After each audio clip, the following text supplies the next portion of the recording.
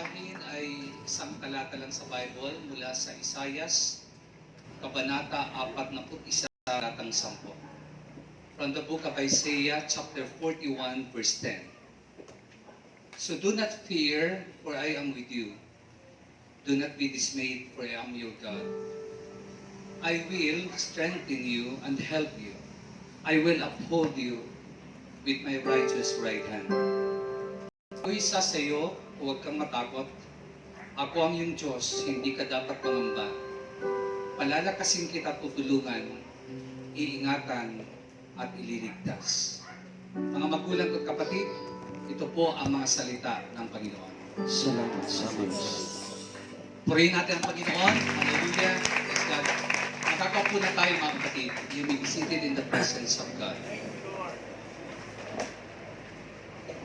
Magandang gabi sa inyong lahat. Maganda ba ang gabi ninyo, mga kapatid? Okay. Kayo ba ay excited sa salita ng Diyos? Amen. Amen. Mga kapatid, bago ko sabihin sa inyo yung paksa na aking tatalakayin, mayroon muna akong i-share sa inyo na kwento. Mayroong isang magkakaibigan na sila ay nag-mountain hiking. At habang sila ay umaakyat ng bundok, sa kasawiang palad, isa sa kanilang mga kasamahan ay nahulog sa bangin. So habang siya ay bumubulusok mula sa taas ng bundok, ay sumapit ang kanyang katawan sa isang punong kahoy. Nung sumapit ang kanyang katawan sa punong kahoy, humingi siya ng saklolo at nakita ito ng kanyang mga kasamahan na mga mountain hiker. So sabi ng kanyang mga kasamahan, okay, huwag kang mag-alala. Maghuhulog kami ng lubid sa iyo. Then, pag naghulog kami ng lubid, itali mo ngayon ang lubid sa iyong kamay. Then, unti-unti ka namin iaangat, hihilahin pataas. Sabi ng lalaki na nahulog, hindi pwede yung kamay ko, nabalian ako ng aking braso. So sabi ng mga kasama niya, okay, kung hindi pwede yung kamay mo, yung paa mo na lang.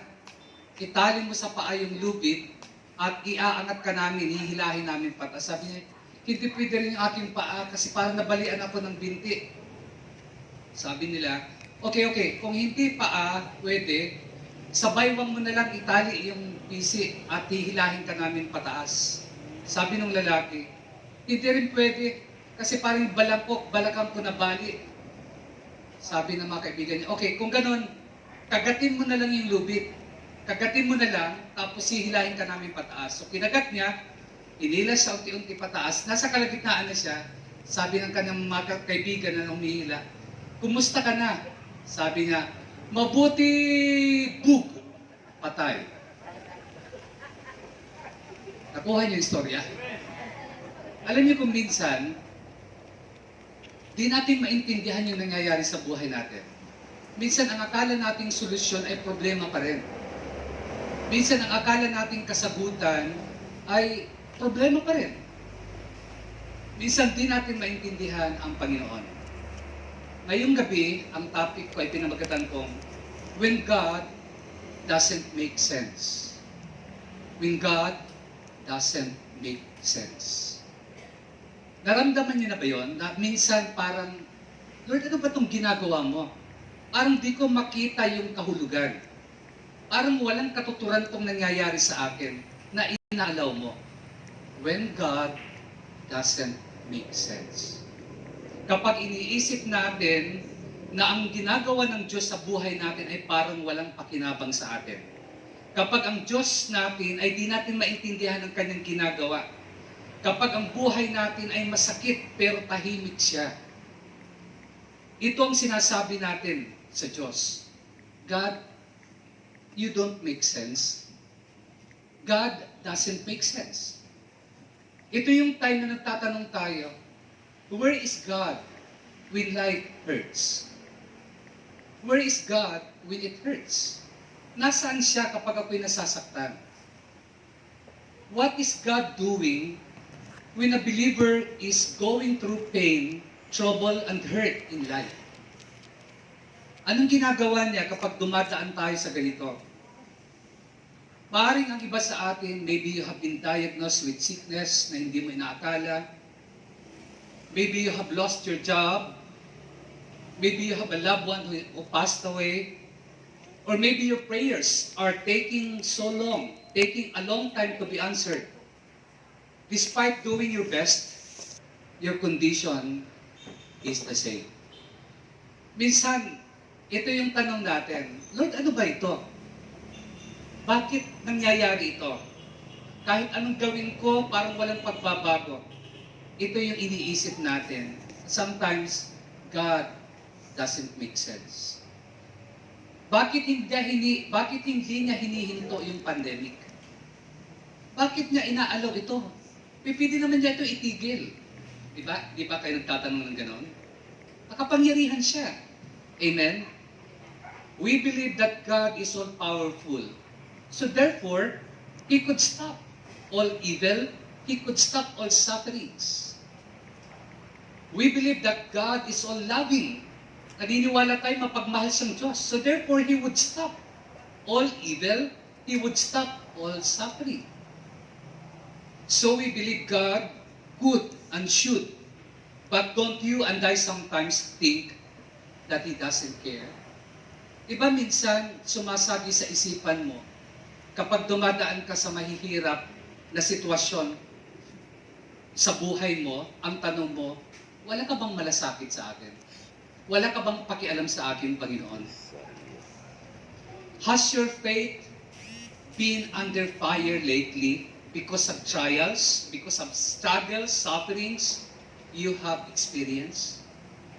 Naranasan niyo ba sa mga kamakailan lang na nag-struggle kayo, nahihirapan kayo dahil sa mga problema na inyong nararanasan? Alam niyo, hindi ko lahat masagot ang tanong sa buhay. Pero may isi-share ako sa inyo ngayong gabi na mga realities sa buhay that you and I need to understand with regard to the question of suffering. Mag-share ako ng 3 realidad sa buhay na makakatulong somehow na masagot ang ating mga tanong kung bakit minsan ang Diyos parang walang pakialam. Masagot ang ating mga tanong kung bakit ang Diyos walang ginagawa kapag nasasaktan ako. Amen? Okay, ito po yung 3. Number 1. Reality number 1. The gift of life allows us the capacity to hurt. Yan ang unang realidad sa buhay. The gift of life allows us the capacity to hurt. Ang regalo ng buhay na mayroon tayo, may kapasidad din yan na bigyan tayo ng masasakit na karanasan. Amen? Kung hindi ka nasasaktan, baka hindi ka buhay. Kurutin mo nga yung katawan mo kung buhay ka ba. Pakikurot lang, sandali. So, may nararamdaman ba kayo? Di ba masakit? Ibig sabihin buhay kayo. Amen? Ang buhay masasaktan, whether you like it or not. The gift of life allows us the capacity to hurt. Kung hindi ka nasasaktan, baka hindi ka nabuhay. Kung hindi ka nasasaktan, baka tulog ka at nananaginip ka lang. Pakitingnan na yung katabi, baka tulog yan, kaya hindi nasasaktan. The gift of life has the capacity to being hurt, to be hurt. Amen? Allow us the capacity to hurt. Kung hindi ka nasasaktan, hindi ka tao, baka machine ka. Meron ang kasabihan, life is not a bed of roses, but rather a bed of thorns. Life is full of struggle, but there is a lot of problems and challenges faced by the people in daily life. Ang prosperity sa bawat field ng buhay never comes to you on its own. You have to struggle hard to get it. You have to struggle hard to get it.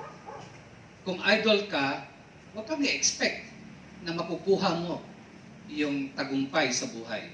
So, ulitin ko, ang unang realidad, bakit tayo nasasaktan or bakit tayo nagtatanong, where is God when it hurts? Sapagkat ang unang reality ng buhay, the gift of life, allows us the capacity to hurt. Kapag buhay ka, masasaktan ka. Bakit? Because freedom comes with consequences. Bakit may capacity na masaktan ang tao kapag buhay ka? Kasi mayroon tayong freedom, mayroon tayong kalayaan. At kapag may kalayaan, mayroon yan kahihinatnan. Mayroon yan consequences. Amen? It is true sometimes that we suffer because of the sins in our life, the consequences of our actions. Minsan, totoo talaga na magsasuffer ka dahil sa kasalanan din.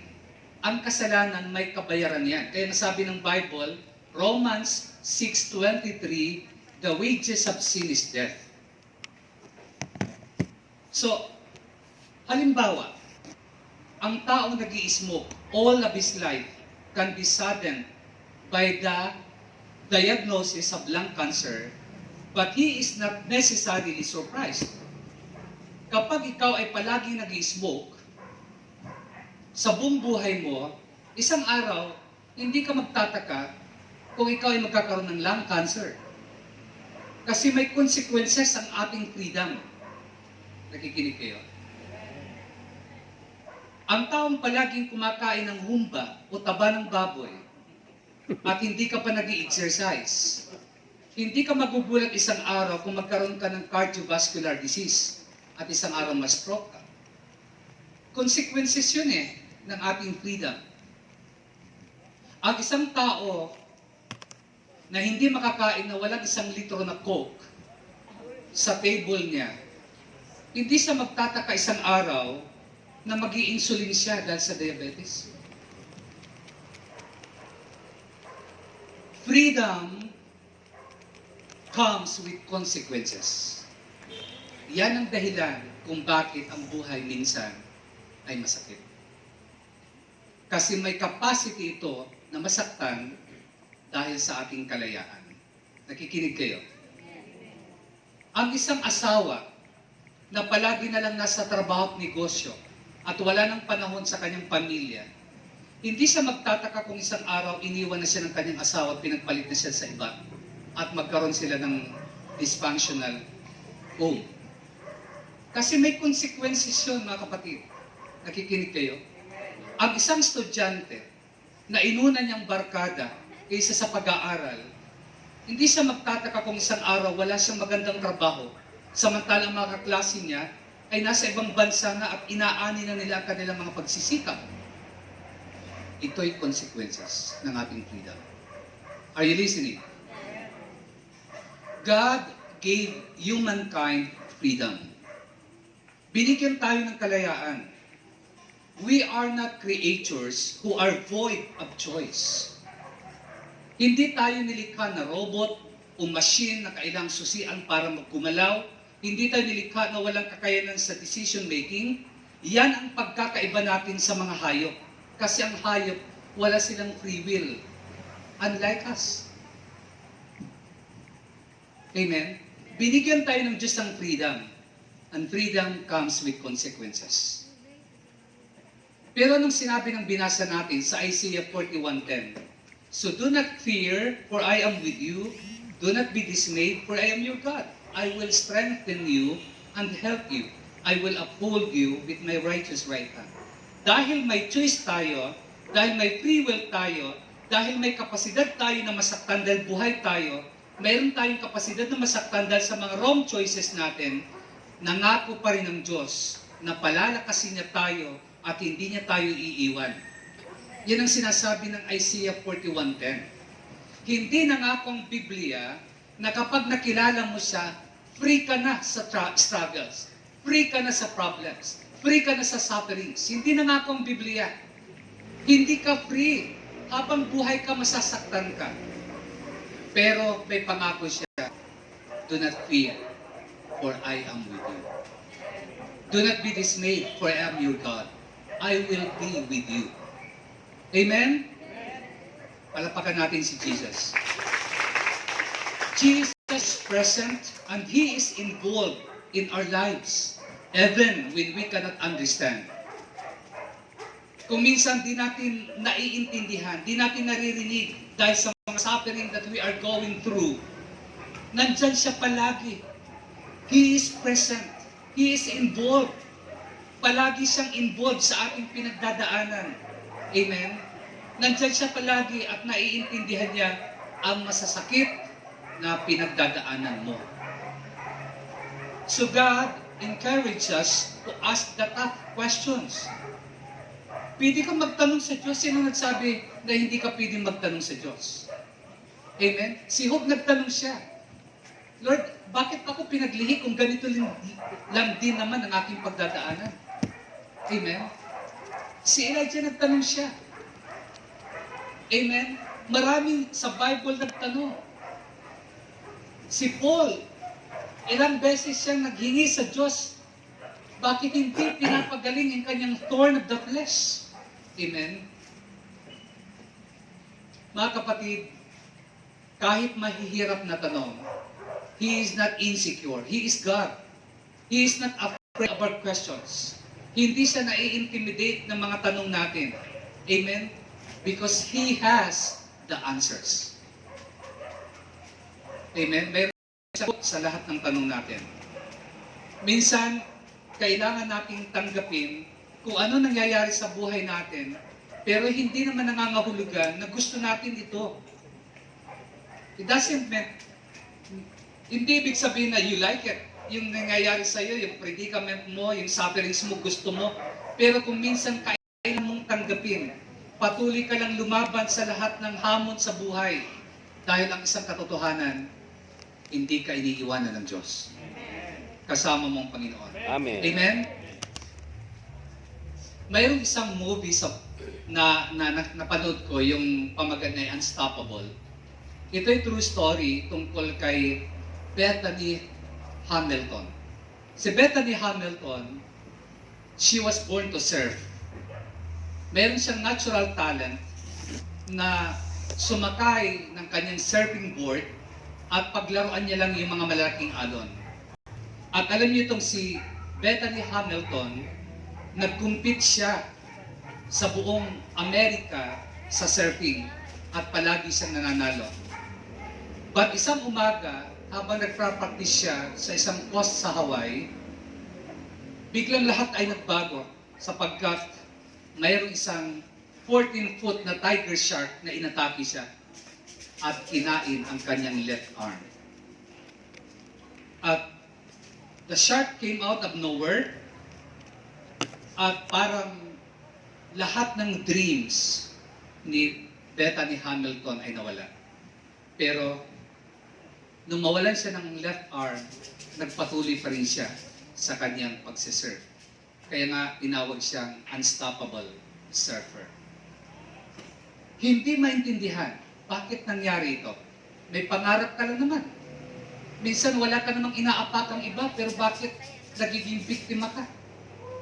Minsan wala ka namang dinadaw na ibang tao, pero bakit nasasaktan ka? Amen? Isa yun ang tanong, bakit inaalon ng Diyos? Sometimes God doesn't make sense. Amen? Another example, kilala niyo si Jess Jimenez? Yung isang popular dito sa Bohol na lady rider na naligo lang sila, popular figure yan, especially sa mga rider. Si Jess Jimenez, napakagandang babae, magaling magmotor, pati mga big bike, nagmumotor siya. Pero isang araw, naligo lang siya ng kanyang mga kaibigan, hindi niya namalayan ng rumaragas ang tubig. Ang isang dalaga, marami pang pangarap, magandang babae, biglang nawala. Namatay. Why did this happen? Bakit nangyayari ito? Amen? Have you ever asked, God, why did this happen? Bakit nangyayari ito? Have you ever questioned God because of the circumstances and the situation, the suffering, and the pain in your life? Bakit sa dami ng tao, bakit ako pa ang ganitong may sakit? Ganitong klase ng sakit? Bakit sa dami ng tao, bakit ako pa yung may tatay na ganito na abusive? Bakit sa dami ng pamilya, bakit kami pa yung pinakamahirap? Naitanong niyo ba yun? The Bible is full of questions. In fact, mababasa natin sa Psalms 10 verse 1. Sabi dito, "Why, Lord, do you stand far off? Why do times of trouble happen? How long will you hide your face from me?" Yun ang sabi ng Bible. Nagtatanong yung psalmist. O na ko nagkakamali, Sons of Korah ang sumulat nito ng Psalms 10. Why, Lord? Why do you stand far off? Why do times of trouble happen? How long will you hide your face from me? Hanggang kailan ka magtatago sa akin? Bakit masyado kang malayo? Sa panahon ng gulo, bakit hindi kita maramdaman? Amen? Ito'y hindi bagong tanong sa Biblia. Di ba kahit si Jesus, nagtanong siya, my God, why have you forsaken me?" Amen? Isa yan sa mga tanong ng Panginoon. Pero of course, alam natin kung bakit tinanong ng Panginoon yun. Para maintindihan natin, tinanong ni Jesus yun, mapapansin ninyo ang sabi niya, my God, hindi Father. Hindi address ay Father. Kasi nung time na yun nagsasalita siya, nire-represent niya ang tao. Tinatayuan niya ang pagiging makasalanan. Kinuha niya lahat ng kasalanan. Kaya ang address niya nung time na yun, hindi Father, kundi my God, why have you forsaken me? At hindi siya pwedeng tulungan ng kanyang ama sapagkat makasalanan siya nung time na nasa cross siya. Dahil pinasan niya lahat ng kasalanan ng tao. Pero, mayroon pa rin mga tanong. Amen? Alam nyo, ang Diyos ay palaging may sagot, hindi man kaagad. Pero isang araw, masusumpungan mong kasagutan ng lahat ng katanungan mo. Amen? Isang di mo maintindihan ng Diyos. Naalala ko, nung ang communist country sa Eastern Europe ay finally liberated na sila, nakalaya na sila, alam niyo po sa mga kulungan, sa mga prison cells, mayroon silang mga words na pinen doon at ganito ang nakapen doon na makalaya ng Eastern Europe sa communism. Itong sinasabi sa sulat na yon. I believe in love even when I don't feel it. I believe in God even when He is silent. I believe in love even when I don't feel it. I believe in God even when He is silent. Amen? Naniniwala kami sa pag-ibig kahit hindi namin maramdaman. Naniniwala kami sa Diyos kahit siya'y tahimik. Ganon din ba kayo? Naniniwala rin ba kayo sa Diyos kahit tahimik siya sa panahon ng sufferings mo? Naniniwala ka rin ba sa Diyos kahit walang sagot yung problema mo ngayon? Wala pang sagot? Mga kapatid, maniwala ka. Ang totoo, perception is our enemy, not God. Perception is our enemy, not God. Ang ating kalaban, ang ating pananaw, ang ating pangunawa, hindi ang Diyos ang ating kalaban. We must not assume God's silence or inactivity as evidence of His disinterest. Huwag nating ipapalagay, porket ang Diyos ay tahimik, ay sasabihin na natin, iisipin na natin, na wala siyang pakialam sa atin. Si Joseph, nung tinapon siya sa pit, sa well, sa balon na walang tubig, nung ibinenta siya bilang alipin sa Ehipto, nung kinulong siya na walang kasalanan, hindi ito nangangahulugan na walang pakialam ang Diyos sa kanya. Nung time na yun, nasa pit siya, nandun siya sa prison, nandun siya sa pagiging slave, tahimik ang Diyos. Pero ibig bang sabihin, walang pakialam ang Diyos kay Joseph? Hindi. Dahil ang katotohanan, paglipas ng almost 13 years from prison to palace, naging gobernador siya ng buong Ehipto. Amen? Mga kapatid, ang Diyos ay may sagot, hindi lang kaagad. How we feel about God as a result of our suffering in no way changes who God really is.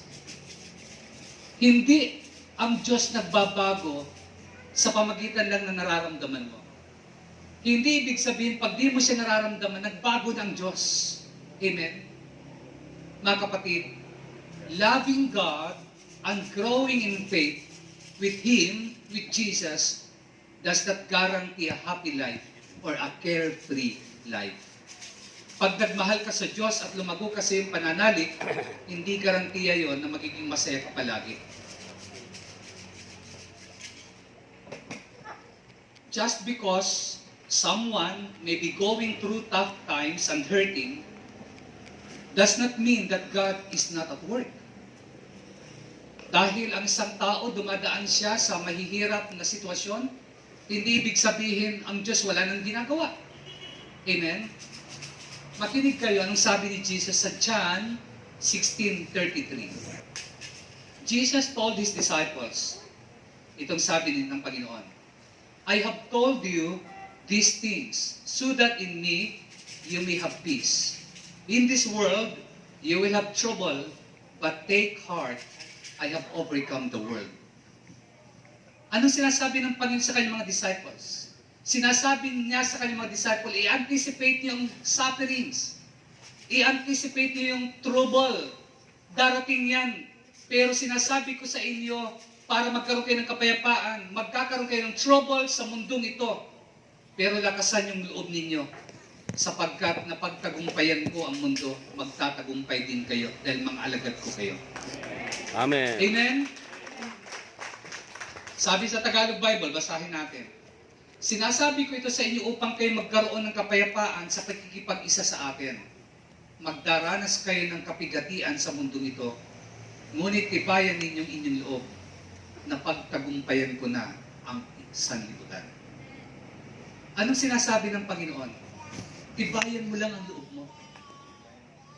Dadaan ka sa suffering sa mundong ito, pero tibayan mo lang ang loob mo. Ang sabi ng Panginoon. With God, even when nothing is happening, something is happening. With God, even when nothing is happening, the truth is, something is happening. Kapag kasama mong Diyos, kahit wala kang nakikita nangyayari, mayroon pa rin ginagawang Diyos. May nangyayari na di mo nakikita. Amen? Amen. Believe the truth, not what you feel. Amen? He has a plan in all things, even when we struggle. Diba? Minsan, ang struggle ay tulong yun sa atin. Nalala ko, mayroong isang lalaki, nakakita siya ng kukun. Alam niyo yung kukun? Yung bahay ng uod. So, dinala niya ito sa bahay niya at tinignan niya na mag-emerge. Papaano lalabas yung uod, papaano susulpot siya, at magiging paro-paro yung metamorphosis. So one day, a small opening appeared. Nakita niya bumukas ang opening ng kukun. Then, for several hours, yung moth nag-struggle but couldn't seem to force its body past a certain point. So, deciding something was wrong. Akala ng lalaki, then nag-i-struggle yung uod or yung moth paglabas doon sa opening niya. Akala ng lalaki na kailangan siyang tulungan. So, ang ginawa ng lalaki, kumuha siya ng gunting. At ang ginawa niya, ginunting niya yung ibabaw ng kukun para hindi mahirapang lumabas yung uod na yon na magiging paru-paro. Ginunting niya. Pagkakunting niya, immediately, nagkaroon ng immersion. Nag-emerge siya easily, its body large and swollen. So parang lumaki na maga. At ang wings niya ay maliit at parang lupaypay. So in few hours, inaakala niya na ang wings ay spread siya at makikita niya yung natural beauty ng butterfly, pero nagkamali siya. Instead of developing into a creature free to fly, ang moth ngayon nag-spend sa kanyang buhay dragging around a swollen body at ang kanyang wings ay hindi nag-spread. So, makikita ninyo na na-abort yung pag-emerge ng tama ng kukon, ng butterfly, ng uod. Na-abort. Bakit? Sapagkat gusto ng lalaki na hindi siya mag-struggle. Amen? Alam nyo, kung minsan, yan din ang gusto natin. Ayaw natin mag-struggle. Pero hindi natin alam, ang struggle ay necessary sa buhay natin para mag-open ang God's way of forcing fluid sa ating buhay at ito ang magbibigay sa atin ng kalayaan para maranasan natin ang tunay na tagumpay na galing sa Diyos. Amen. Are you getting me? Amen. Mga kapatid, kung minsan kailangan ng struggle sa buhay para magtagumpay ka. Alam niyo isang boxer, kailangan niya mag-spend ng ilang times mag-practice, magpakahirap para siya ay maging champion. Kung idol ka, hindi ka magcha-champion. Kailangan natin ng struggle. Nakukuha niyo ako mga kapatid? Sometimes the struggle is exactly what we need. Amen? So anong reality number 1? The gift of life allows us To the capacity to hurt. Amen? Reality number 2. Ang pangalawang realidad ng buhay, the healing we want for our pain and suffering is not usually easy. The healing we want for our pain and suffering is not usually easy. Ang paggaling natin, ang kagalingan natin sa ating mga sakit, mga nahihirapan tayong nararanasan nating kahirapan sa buhay, hindi ito madali. Amen? Ang kagalingan na gusto natin para sa ating buhay ay hindi karaniwan na madali, mga kapatid. Because we can't always find God in our situation. It is not to say He is absent. Hindi ko sinasabi na dahil hindi mo siya natatagpuan sa lahat ng sitwasyon ay absent siya. Sinabi ko na yan kanina. It is to say, however, that sometimes we don't see Him or feel Him. Minsan di natin lang sa makita, di lang natin sa maramdaman. Pero hindi ibig sabihin na wala siya. Mag-i-example ako sa inyo. Si John the Baptist. Mababasa natin sa Matthew 11 verse 3, nung magpadala si John the Baptist ng kanyang mga disciple kay Jesus habang nakakulong siya. Ano ang mensahe na pinadala ni John the Baptist kay Jesus habang si John the Baptist nasa kulungan? Sabi niya, "Are you the one or should we expect someone else?" Nakabilanggo noon si Juan na tagapagbautismo, nabalitaan niya ang mga ginagawa ni Kristo kahit nagsugo siya ng ilang mga alagad upang itanong, "Kayo po ba ang pinangakong darating o maghihintay pa kami ng iba?" Tingnan niyo.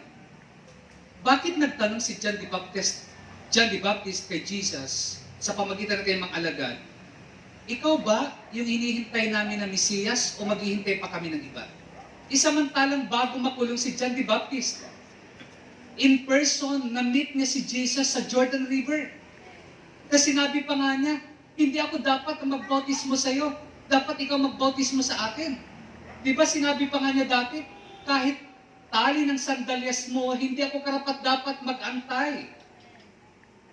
Kilala niya ang Panginoon. Pero bakit dito nung nakakulong na siya, nagtatanong siya, "Are you the one?" Ikaw ba yung aming ini-expect o maghihintay pa kami ng iba? Alam niyo mga kapatid, bakit nangyari ito? Dahil ang buhay, kapag ikaw ay nasa sitwasyon ng mga grabing problema, minsan hindi maaalis na malalabuan ka. Pag dumadaan ka, kahit gaano ka ka-mature sa pananampalataya, pag dumadaan ka ng mabibigat na sitwasyon, may time magtatanong ka, Lord, totoo bang tinawag mo ako? Lord, totoo ka ba? Bakit ko nararanasan to? Si John the Baptist, yan ang kanyang naramdaman. Nangangaral siya ng mabuting balita, pero bakit nakakulong siya? Kaya sabi niya, ikaw ba talaga ang Mesiyas o maghihintay pa kami ng iba? But of course, he had not given up on Jesus by any means. Kaya lang siya nagtanong dahil nasa kulungan siya. Maaaring naisip niya kung ikaw nga yan, ang hinihintay namin, bakit nandito pa rin ako sa kulungan, bakit hindi ka maghimala, bakit hindi ka magsugo ng mga anghel katulad ng ginawa mo kay Pedro na pinalaya sa kulungan? Ba't hindi ka gumawa ng himala? Hindi ba ganun din tayo pag nahihirapan tayo? Nagtatanong tayo, Lord, di ba makapangyarihan ka? Ba't di ka mag-miracle? Ba't di mo ako palayain sa utang na ito? Ba't hindi ako manalo sa loto para tapos ng problema ko sa utang?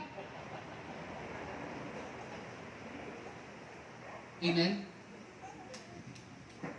Kapatid, normal yan. Lahat tayo nakakaramdam ng ganyan. Mayroong ang isang writer, sabi ni James Dobson, sabi niya, when God doesn't make sense, sabi niya, interestingly enough, pain and suffering do not cause the greatest damage. Confusion is the factor that reads one faith. The human spirit is capable of withstanding enormous discomfort, including the prospect of death, if the circumstances make sense. So, anong sabi ni James Dobson? Ang totoong sumisira sa ating pananampalataya, hindi naman talagang suffering, kundi ang ating confusion. Yung ating pagkalito. No? Yun ang factor na sumisira. Dahil ang ating katawan daw, capable siya, no, na matayuan, matiisan. Capable ang ating katawan, kahit ano pa mga pagsubok ang dumaan, kaya ng katawan natin na makapagtiis kahit anong suffering. Basta ang circumstances ay naiintindihan natin. For example, di ba, may mga martyrs, may mga war heroes, may mga political prisoners. Bakit sila, they died willingly and confidently for what they believe in? Bakit handa silang mamatay? Pinapakita lang dyan na ang katawan natin may kapasidad na tayuan o tiisan ang anumang mga sufferings kapag naiintindihan lang natin ang ating pinaniniwalaan. Kaya ang totoong factor na nagdadamage sa atin, hindi yung ating katawan, kundi yung ating pag-iisip. Amen? Yung isipan mo. Ang totoo, alam nyo, madalas, ang multo sa buhay natin, nasa isip lang natin. Tayong gumagawa ng multo natin na kinatatakutan natin. Are you listening? Di ba? Natatakot kang iwanan ka ng mahal mo. Saan ba nanggagaling yan? Sa isip mo. Natatakot kang baliwalain ka ng iyong kaibigan. Saan ba nanggagaling yan? Sa isip mo.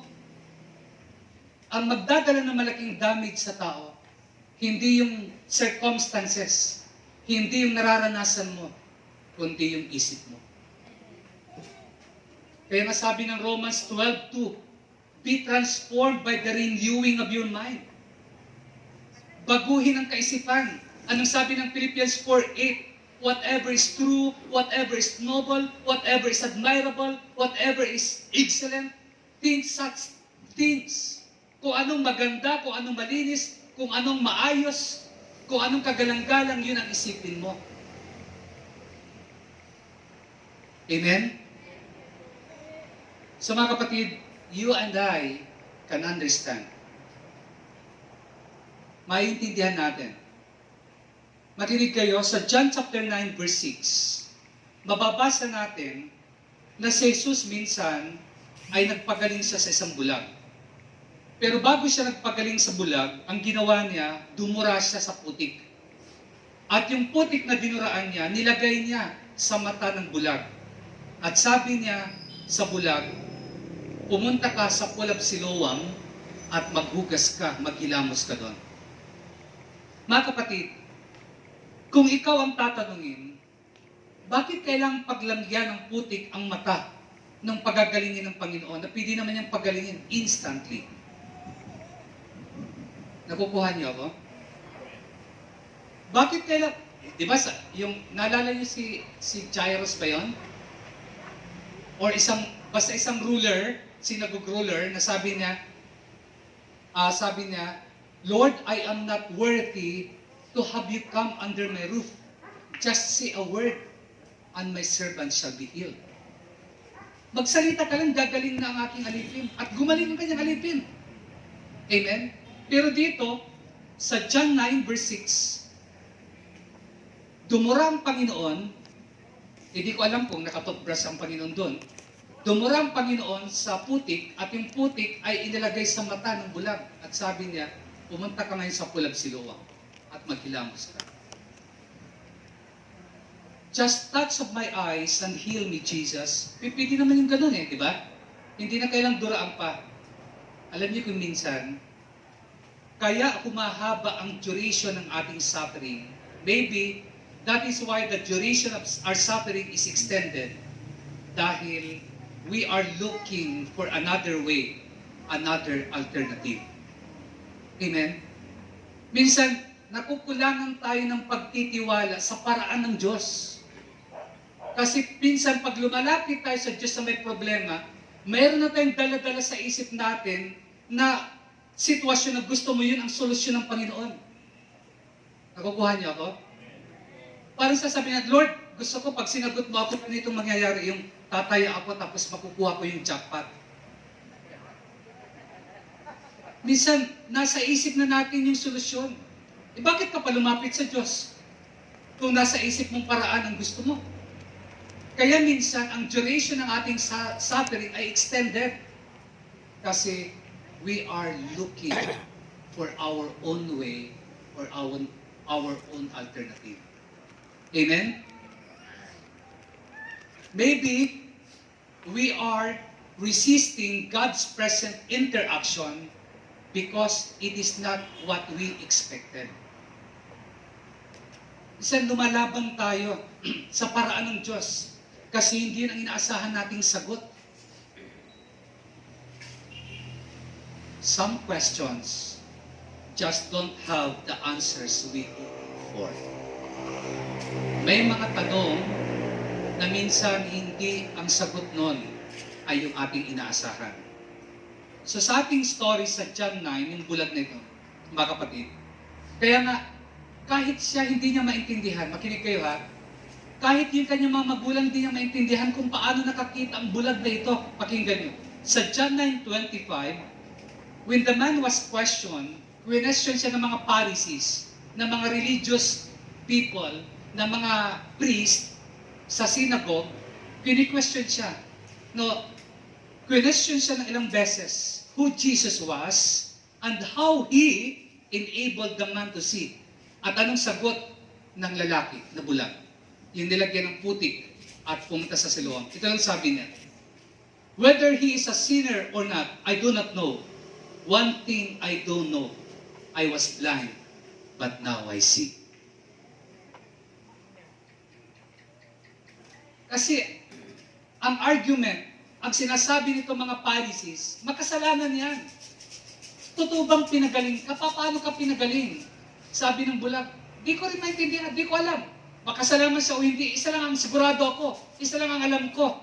Bulag ako at ngayon nakakakita na ako. Mga kaibigan, may mga tanong kayo na di nyo maintindihan. May mga tanong kayo na di nyo alam ang sagot. Pero the fact na nandito ka ngayon at lumalaban ka, yan ay katotohanan na mayroong Diyos na tumutulong sa iyo. The fact that you are alive is a blessing from God. Amen? Mga kapatid,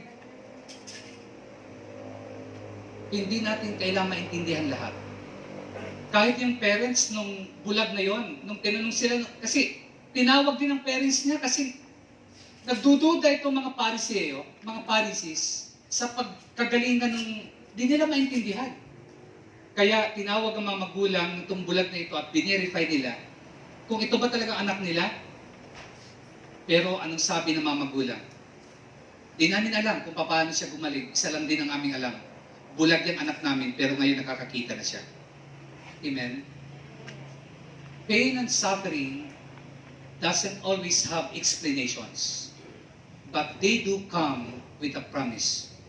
I am with you. Trust me. Amen? Ang mga suffering sa pinagdadaanan mo, hindi palaging mayroong paliwanag ang Diyos doon. Hindi palaging mayroong explanation ang Diyos doon. Pero isa lang ang sinasabi ng Diyos. Kasama mo ako, magtiwala ka sa akin. Amen. Trust me. Amen? Anong sabi ng Jeremiah 29:11? Alam natin ang verse na ito. Favorite natin ito. For I know the plans I have for you, declares the Lord. Plan to prosper you and not to harm you. Plans to give you hope and the future. Amen? Kung may plano ang Diyos sa iyo, kung mayroon siyang plano, hindi para saktan ka, kundi para pagpalain ka, then di mo kailangan ng explanation kung nagsasuffer ka. Magtitiwala ka lang sa Diyos, isang araw, makakatawid ako. Isang araw, makaka-breakthrough ako. Isang araw, magaganap yung plano ng Diyos sa buhay ko. Kasi sinabi niya, I have a plan for you. Not to harm you, but to prosper you. Amen? Alam din natin yung Romans 8:28. Di ba alam niyo yun? And we know that in all things, God works for the good of those who love Him, who have been called according to His purpose. Alam natin, amen, na magagawa ng Diyos ang lahat ng bagay, kahit ang mga pangit na bagay, mayroong magandang outcome ito, magkakaroon ng magandang resulta ito, kahit pangit ang nangyayari sa iyo, kahit nagsasuffer ka, may magandang outcome ito. Bakit? Dahil tinawag ka ng Diyos, dahil nagmahal ka sa Diyos, dahil may purpose ang Diyos sa buhay mo. Amen?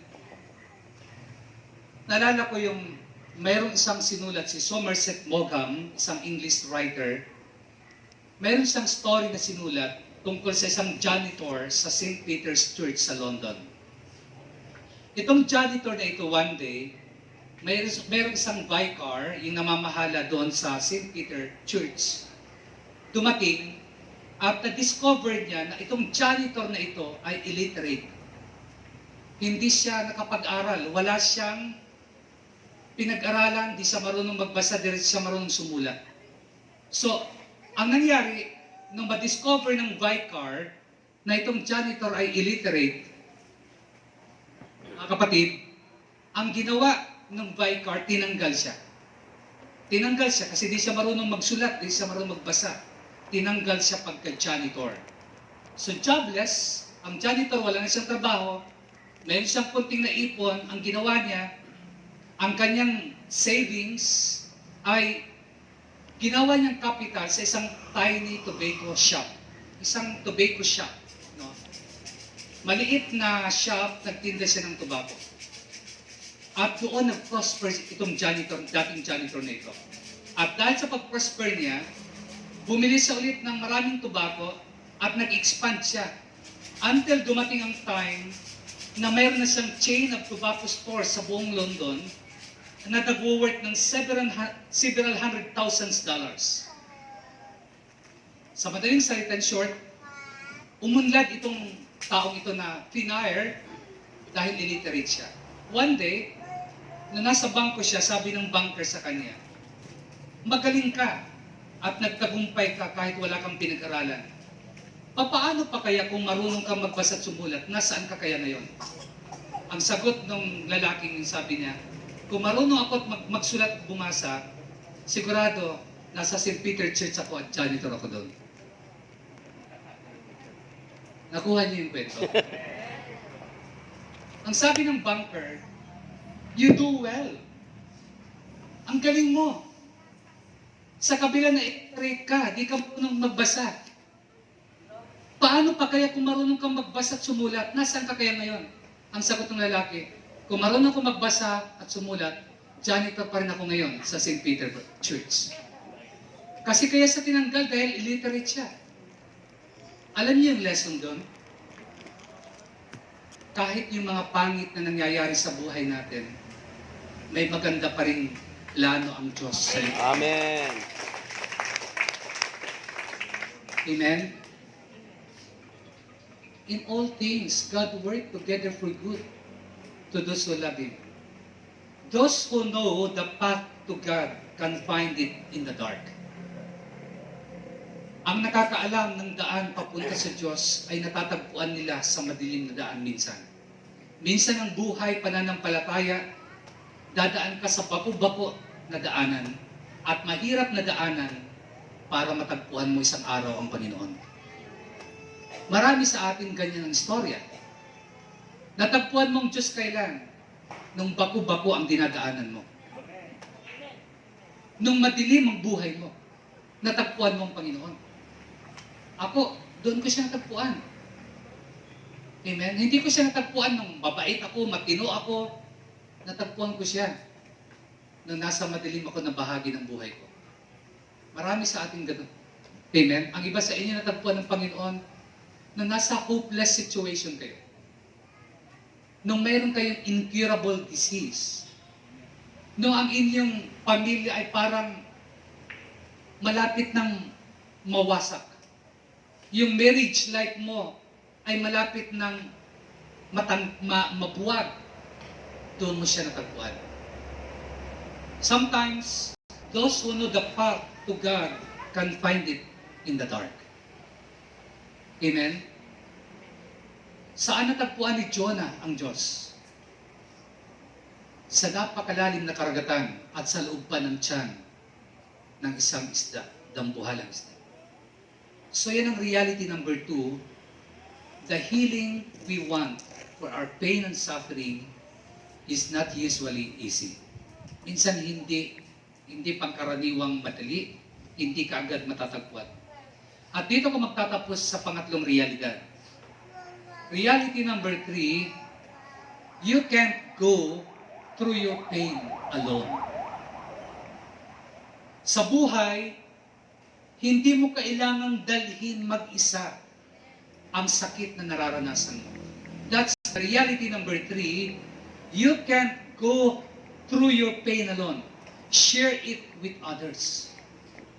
Share. Amen? Mga kapatid, ibahagi mo sa iba. The way through suffering to find our healing is to allow others to help us. Amen? Huwag mong suluhin ang problema mo. Kaya nga tayo prayer partners para matuto tayo mag-share ng burdens natin. Sabi ng Bible sa Romans, di ba? Carry each other burdens. Carry each other burdens. Magtulungan tayo ng pasangin. Naalala niyo yung sinare ko kanina, yung sa John chapter 9, yung lalaking bulag? Di ba? He lived as a beggar. Nanlilimos siya. Yet after Jesus applied the mud back to his eyes, Jesus tells him to go and wash in the pool of Siloam. Now, sa tingin ninyo, bulag ang lalaking ito, nilagyan pa ng putik sa kanyang mukha. Paano siya makakapunta sa pool of Siloam? Mayroong kailangang umakay sa kanya. Nakukuha niyo ako? Mayroong kailangang umakay sa kanya. Mga kapatid, this blind man had some help. The Christian faith is a helping hand. Ang tunay na pananampalatayang Kristiyano ay nagtutulungan, hindi nagkakagatan, hindi naghihilahan pababa. Amen? We are in it together. One of the great truth of the church is that we are all members of one body. And if one member hurts, we all hurt. Dahil isang katawan lang tayo. Amen? Ang sakit ng kalingkingan ay sakit ng buong katawan. Isang katawan tayo. Amen? Nasasaktan yung ating kapwa, anong ginagawa natin? Ginajudge pa natin. Hinihila pa natin pababa. Isang katawan tayo. Amen? Iisang katawan tayo. Pag masaktan ng isa, masasaktan lahat. Body of Christ tayo, brothers and sisters. Amen? As difficult times arise, it is sometimes hard for us to accept help. Yes, ang solo suffering may eventually see you through to healing. But just think of how much care, love, and help you missed by not sharing with those around you. Makakatawid ka kahit nag-iisa ka habang nagsasuffer ka. Pero mamimiss mo ang care, ang love, ang tulong ng marami kapag hindi mo shinare yung problema mo. Amen? Yung realidad number 3, mga kapatid, you can't go through your suffering alone. Share it with others. Amen? Ang lalaking binasa natin, shinare ko sa John 9, bago siya gumaling, bago siya nakarating ng Pool of Siloam, may nag-assist sa kanya. May tumulong sa kanya. Amen? This man had some help. Ganon din tayo, mga kapatid. Ang taong hindi nag-share, the person who does not share his sufferings or her sufferings with others, the person who isolates him or herself often becomes a critical and a cynical individual. Kapag ikaw ay nag-isolate ng sarili mo at hindi ka marunong mag-share ng pain mo sa iba, alam mo, madalas ang taong ito ay magiging cynical or magiging critical. Amen? At i-blame niya ang buong mundo. I-blame niya lahat except sa sarili niya. I-blame niya yung mess ng buhay niya sa ibang tao except sa sarili niya. Amen? Napansin niyo yun? Kapag ina-isolate mo yung sarili mo at hindi ka marunong mag-share ng problema mo, ng sufferings mo, lahat na i-blame mo except sa sarili mo.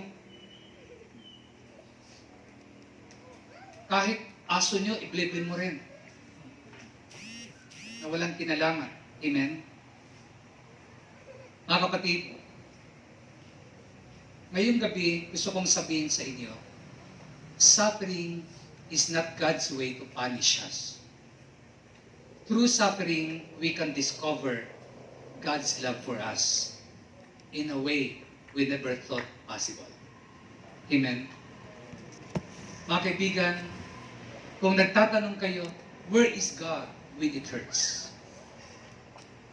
When God doesn't make sense. Bakit niya pinahihintulot ang mga bagay na ito? Hindi mo maintindihan. Intindihin